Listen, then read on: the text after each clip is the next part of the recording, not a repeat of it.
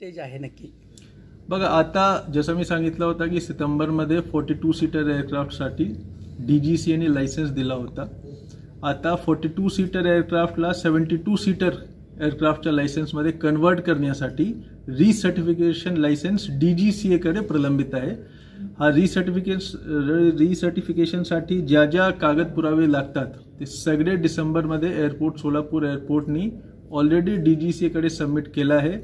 त्यावर त्यांची कारवाई सुरू आहे.